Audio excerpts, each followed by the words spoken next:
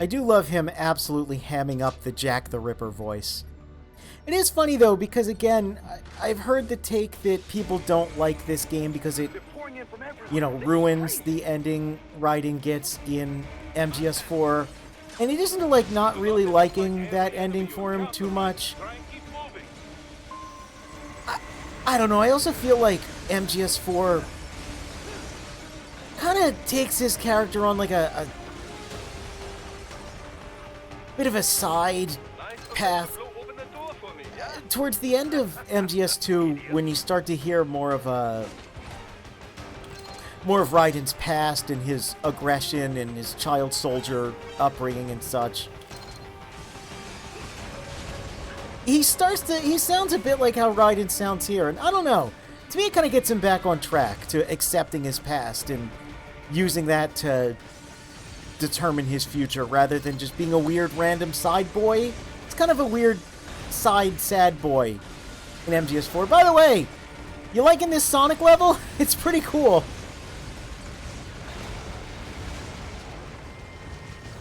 They didn't make us do too many ninja run sequences until now, so I like that it's here. Also, defeat the Grodd!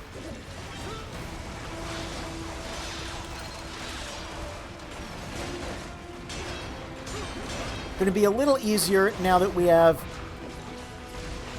Ripper mode and Dystopia. Yeah. Little easier, huh? He felt more like a plot device than an actual character in 4. Yeah, absolutely. Okay. Here we go.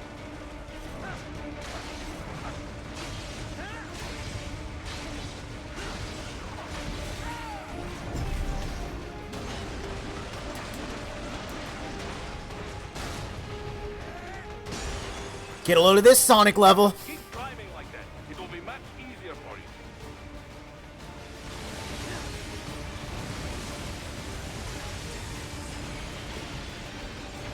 Good, Raiden. Yeah.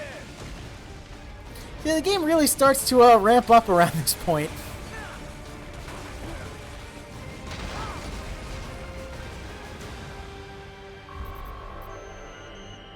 S rank. I think that's mostly time-based, that one.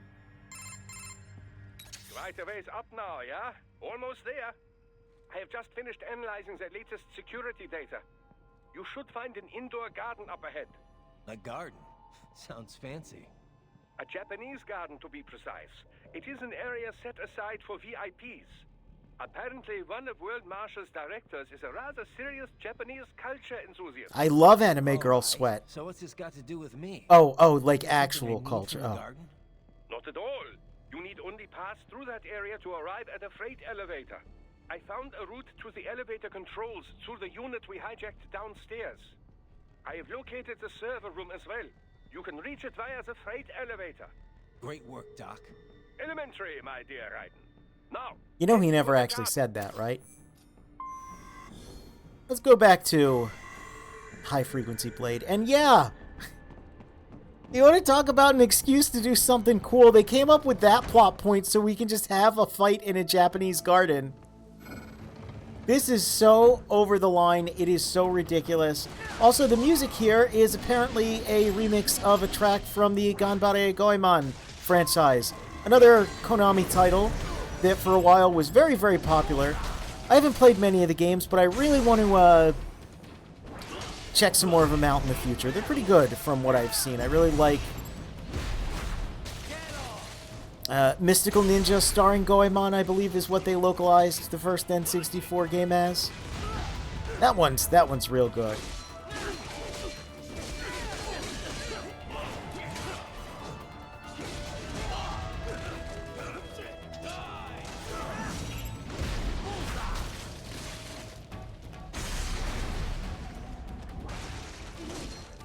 It is funny that they still make us fight the RPG soldiers in here, though.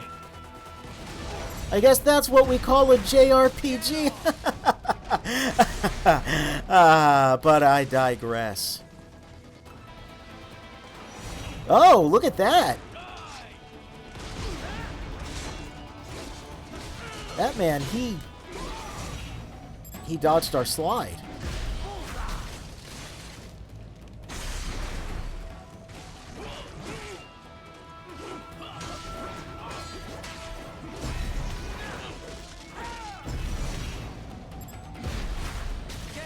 Yeah, this section rules, though. It's like they came up with enough of an excuse to have this. It's over the top, and don't worry. There's a couple codec calls about it, and a little bit more about this room in some future content. But it's... They know how extra it is.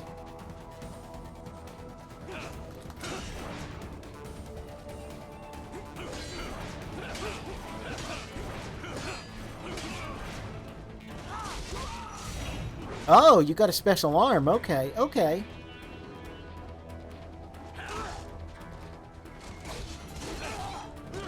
Well, then there's something I want to do with you, then. It's this. Come on. Yes. So yeah, in Ripper mode, when you enter the slowed down blade mode, I think normally it slows down to half 50% speed. In Ripper mode, I think it slows down to 10% speed. So getting those arms becomes a lot easier because you can take plenty of time to line up your angle. Also, of course,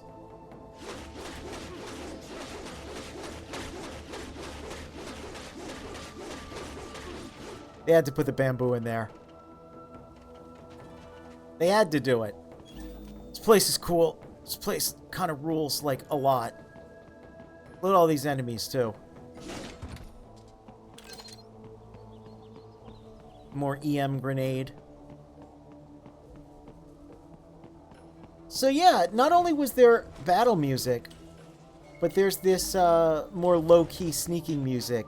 Only place in the game with this style of music, but I like it. I like that they break the music genre that the game typically has, just to create the ambiance of this area. Okay.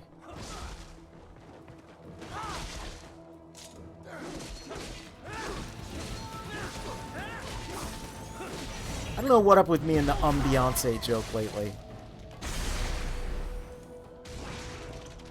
This place reminds me of a place that you'd fight Heihachi in Tekken. Gonna be honest.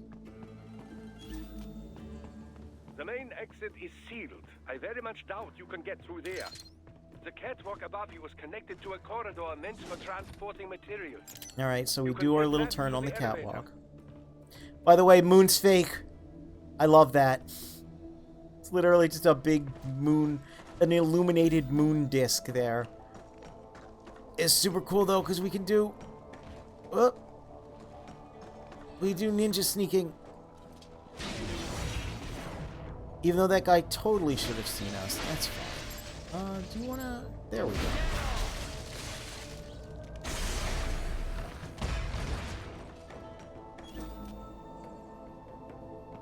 Alright, you've got a special arm. I have to be careful about how I do this.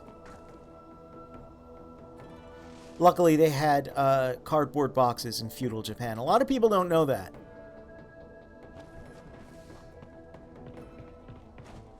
It's very funny how they just made... Like, this is definitely a video game level.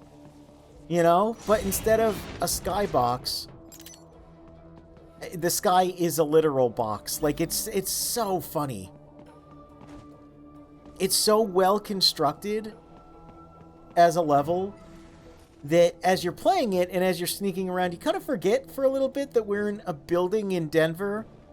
You're like, okay, yeah, sure, I'm in the Japanese town section of the game. Why not?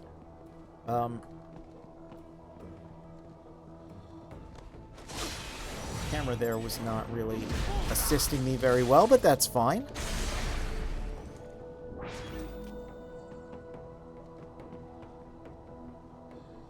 I was gonna say, I know you're up there. Is it possible... Let's see. I wanna... There we go. Nice.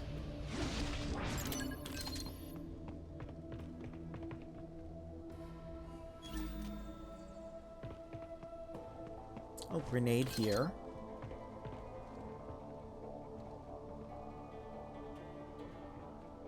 I think some of the VR missions are sneaking sequences, or sneakwences, if you will. I don't think any of them are like recreations of other Metal Gear levels, but again, when I play this, and like I'm very passionate about level design in games and how it relates to the mechanics of the game. All I can think when I go through a level like this is how much I would love to be sneaking here like as Snake with all of his mechanics, and then I go, oh man, well, what if like, how would sneaking through Shadow Moses go as this Raiden with these mechanics? And it's always just something fun to think about. To me, when you actually notice the level design and think about it a little bit more, that could be the sign of some pretty good level design. I feel like when you don't notice it, because there's two types of noticing, right? Where you're like, oh, this bites. And then there's like, oh, this is fun. But a lot of games kind of fall into the, you kind of forget, you know? And some people might argue that, well, forgetting that you're in a level means they did a good job. And I'm like, no, because it's a video game, dude. You want to be playing a fun game. Oops. He might notice me. Nope, or he might be having some problems. Nope, just gonna do. Oh, he fell. Great level design there. Hey, it worked out for me.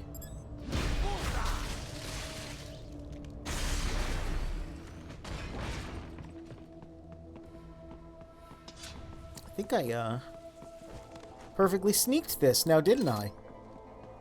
That's pretty cool. It's funny that there's no traditional ninja costume, you know, more common ninja costume for Raiden in this game to match with this area. It feels like something they would have wanted to do. They wanted to have an MGS2 Raiden outfit, but they just didn't get the time, which is very interesting because there is an MGS2 Raiden in PlayStation All-Stars Battle Royale.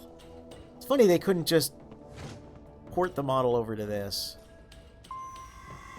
Anyway, back to the gray hallways that are so familiar and beloved. No worries. Actually, I should thank you. What are you talking about? If it wasn't for you, I wouldn't have gotten Jack back. Then that is your true nature. More or less. Still interested? I find no reason to alter my objectives. From the moment we met, you have acted on emotional urges. You speak of protecting those weaker than you. Such people number in the billions. It is impossible. You cannot save every human being in the world. You cannot save every street child. After extended observation, I have come to a conclusion. Your actions are rooted in affinity for those from similar circumstances as yours. Huh. Guess so. Not much of a superhero after all, huh? However, your emotional status is understandable. Perhaps I share this same affinity. Well, if that's what you feel, then glad to have you along. Roger. So that's an important character moment right there, and kind of, I mean, just spells out Raiden's motivations. Which, yeah, no, I don't like him walking off of the battlefield in 4 and having his little happy home life that, again, isn't really that happy and is founded on several different lies. I like this. This makes sense to me that Raiden would become a sort of vigilante.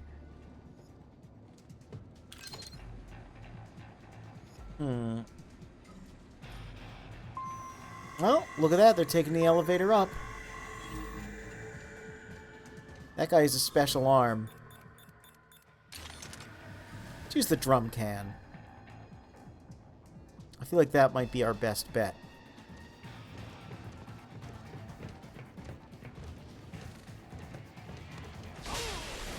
You can stealth kill the Hammer Bros, of course.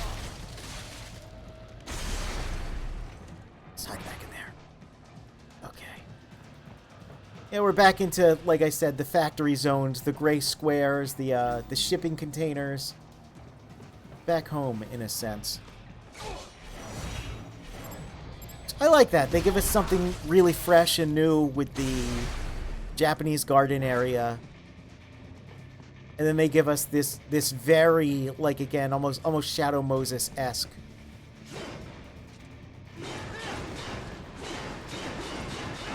Complete with stuff hidden in the vents. Most Metal Gear characters feel like they can't just settle down at the end of the day. Yeah, that's the problem, right? When you create a series where the whole thing is, you know, as Raiden so eloquently puts, arguing philosophy with terrorists. Ooh, health upgrade.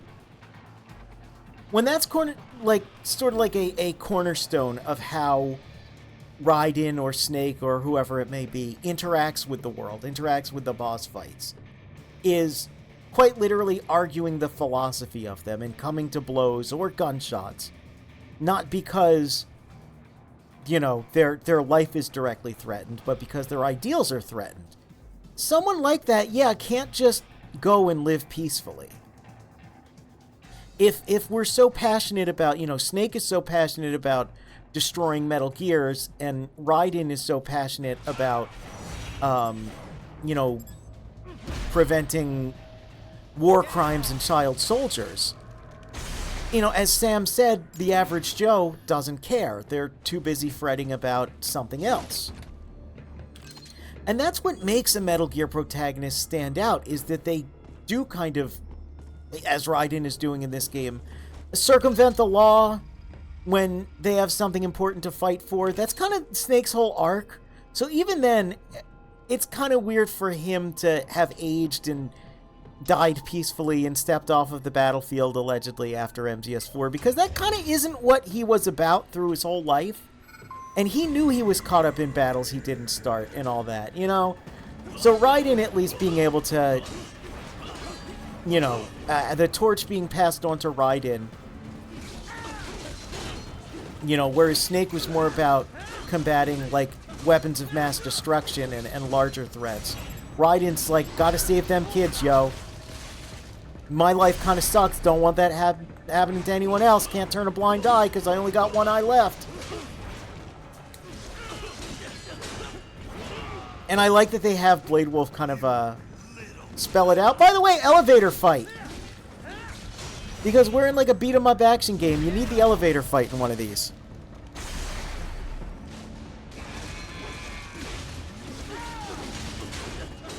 There's the gecko. Desperado gecko this time. I love the Desperado colors. Oh, jeez. I don't know what I'm hitting, but I'm going to hit something. Even if Saul takes it easy post-4, I feel like he still had to be given things to actively do outside of combat. Yeah. He did like his doggies. He was a big fan of his huskies.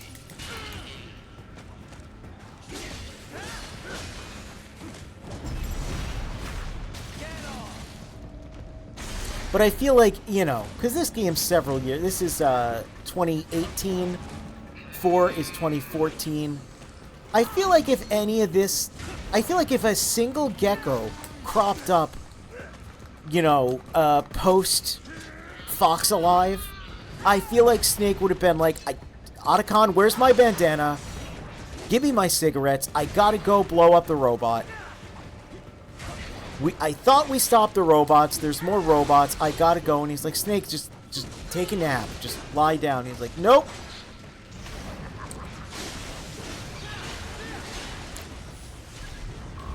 And that's kind of, you know, that's kind of where Raiden is mentally. Mentally, I am here on an elevator fighting a bunch of dudes. Better than having Rose criticize my home decor. Another freight platform. Look out! Incoming! Taking a recon trip to Paris. Snake, yeah, there's totally French Metal Gears in the, you know, the beautiful, well, I don't know much about France. I don't watch any of that French anime. Not a big Code Lyoko fan. It's not even real anime. at least watch the horny stuff, you know? With that walk food, a lot of horniness in that. Anyway, yeah, Ripper mode, it's pretty strong.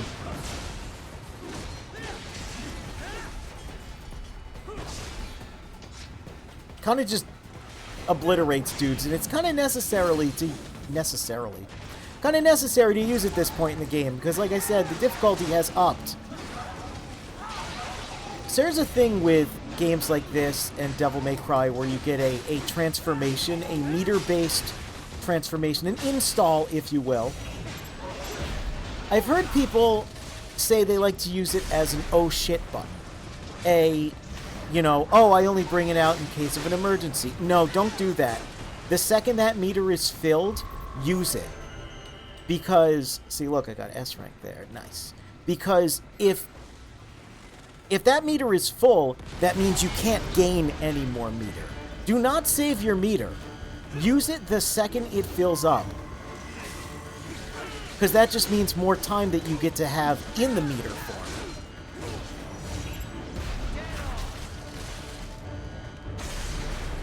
See, like, it's filled now. I want to use it as much as possible. Especially Blade mode, because it's very easy to fill back up again. The elevator cannot take much more of this. Jump to that adjacent platform. Okay. The platform is losing speed. Oh no. The tripods are interfering. Titan, clear them out of the shaft. Yep. Little Kogeko gumming up the works. Of course we gotta switch platforms. Like I said, it's an action game. Gotta have some elevator action. No damage, another S rank. I'm so good at this game, aside from all the times where I'm bad. Speaking of which, I think it's time to bring this baby out again. They are deploying security from the top floor to the freight elevator. Yep, use it or lose it, exactly. Right through them. It's one of those things that I always tell people new to these games is like, no, do not save the meter.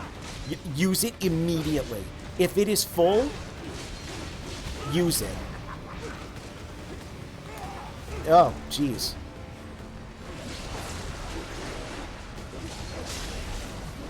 Hey, we're getting this. Whoops. That guy had a special arm. I don't think I got it. This track here is like a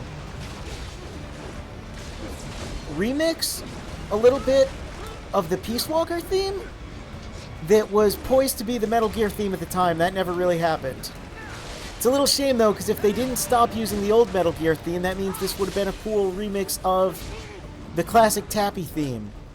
Darn it.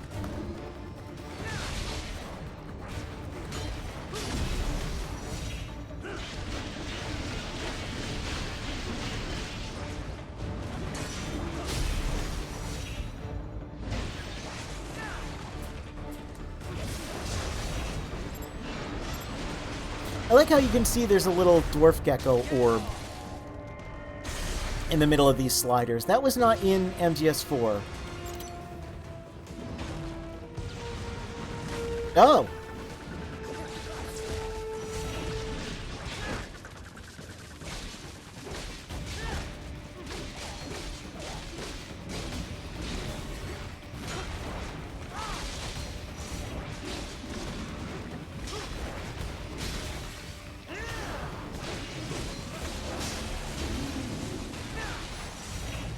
Oops. Did a little too much to him there.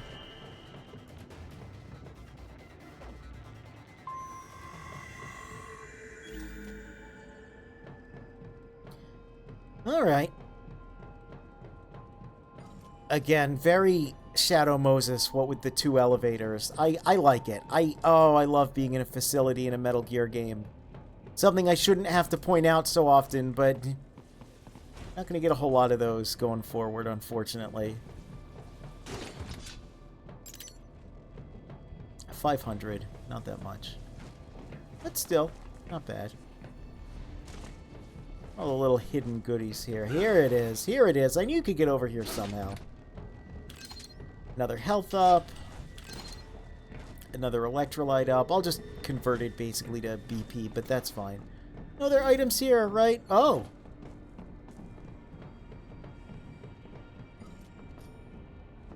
I knew there was something else here. No, there's a rumor the MIBs come from Area 51. That's where I got turned into a cyborg. That's where this game was supposed to take place when it was Metal Gear Solid Rising and took place before 4. That's right, Area 51 is real in Metal Gear, and they do weird stuff there. I think that's very funny.